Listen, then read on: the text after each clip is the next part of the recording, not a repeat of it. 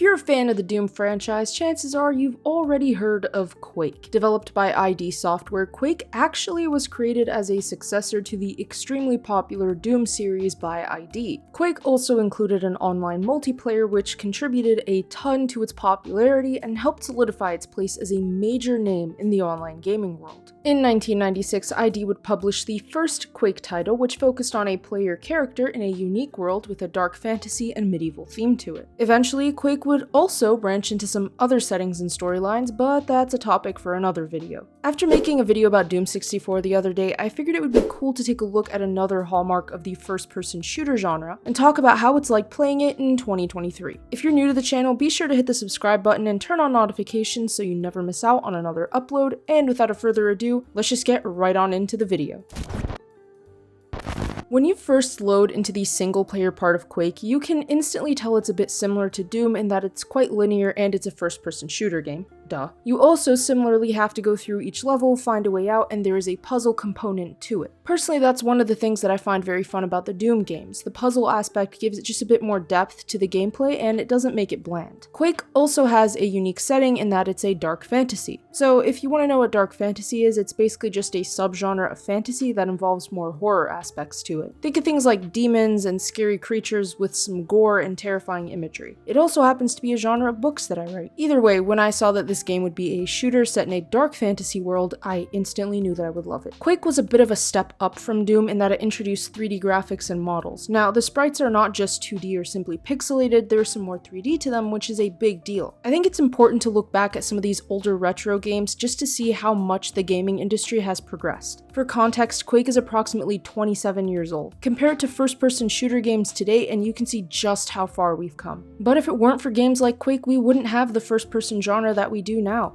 Quake and its counterparts are hallmarks and define their own genres. Now, to get into the gameplay itself. Once you boot up Quake, you can pick which level you want to start with and what difficulty you want to go for. It then loads you right on into the level and you just go around and figure out what to do. One of the biggest differences I noticed when playing Quake versus a game like Doom, or at least the classic version of Doom, is that Quake gave a bit more instructional support. It's nothing crazy, like you still need to figure out some things for yourself. However, if you do go around the level, it does sometimes give you an idea of what you're supposed to do. It's not insane, it doesn't hold your hand or anything, but it doesn't just abandon you to your own wits. I did mention earlier that there is a multiplayer component to Quake, but I'm just talking about the single player for this video. I did try to load into multiplayer games, but unfortunately it doesn't look like there were many people on or something, so I eventually just kind of had to give up. Either way, the single player is just fine. I honestly think I had a ton of fun with Quake. Because it did echo a lot of what I liked about Doom, I was able to enjoy Quake quite a lot. And with the 3D models, it added a whole other level to the game. However, one of the biggest issues I had with Quake is that it's just not as exciting as Doom was for me. It was fun for sure, but I think that Quake's single player was just kind of bland compared to Doom. Still, in terms of if you can play it multiple times and if it's fun, yeah, it's a fun game, and yes, it definitely has replayability. The enemies are pretty varied and interesting with things like Scrags, Knights, and Fiends. There are a bit of other enemies throughout the levels, but they each have their own difficulty to them and each are faster killed with a certain weapon over others. In terms of weapons, like Doom, you have to go through each level and find the different weapon types available. You automatically have an axe and a basic shotgun. As you progress, you can get things like a double-barreled shotgun and even a rocket launcher. There are also power-ups in the game like armor, health points, and a few other things. These can help make the gameplay a bit easier and can give you some extra protection against enemies. The music in Quake was pretty ambient and a little bit creepy, which did help to add to the atmosphere. It reminded me a bit of the music choice from Doom 64. Interestingly enough, when Quake was in its alpha phase, people really didn't think it was good. A lot of people dismissed it and said it wasn't as cool as another game at the time called Duke Nukem 3D. Other people complained it was too monochrome and the levels were just too small.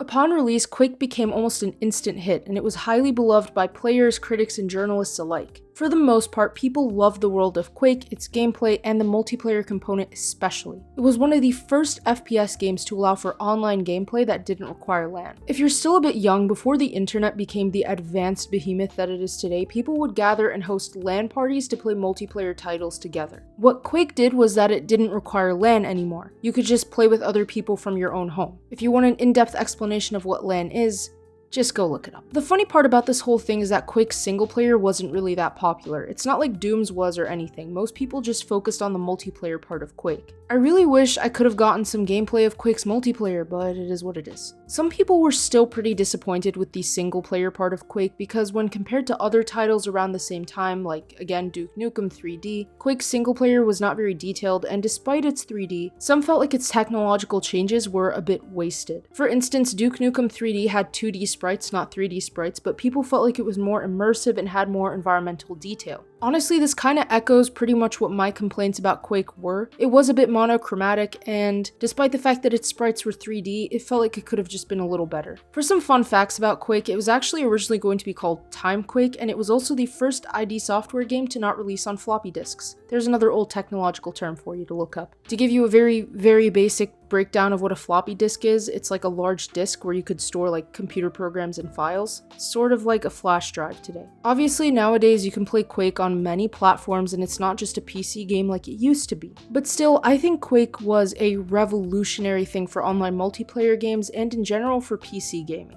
The 90s were a beautiful time for PC gaming, let me just say that. And with that being said, thank you all for tuning into DZSH Gaming. If you enjoyed that video, feel free to leave a like and subscribe with notifications set to all so you never miss out on another upload. Comment below your thoughts on Quake and don't forget to check out our website for gaming news, entertainment, and more. The link to the website is in the description below. Follow us over on our socials, the links to those are in the description as well.